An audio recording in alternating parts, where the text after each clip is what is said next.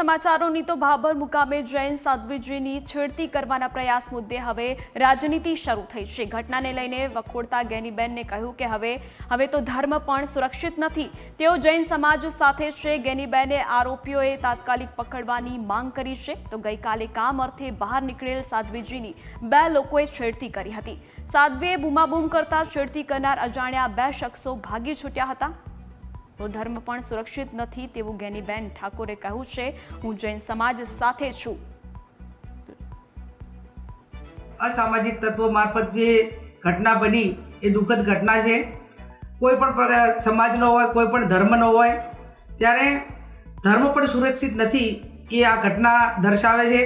હું પોલીસ તંત્ર પાસે અપેક્ષા રાખું છું કે 24 કલાકની અંદર આ જે આ કૃત્યો કરવાવાળા લોકો છે એમને પકડીને જેલના હવાલે કરવામાં આવે।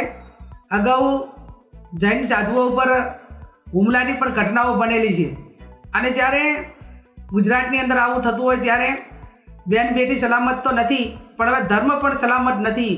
અને હું વહેલામાં વહેલી આની પાછળ પગલાં લેવાય એ પોલીસ તંત્રને આ માટે ગંભીરપણે કામ કરવા માટેની એમની પાસે અપેક્ષા રાખું છું।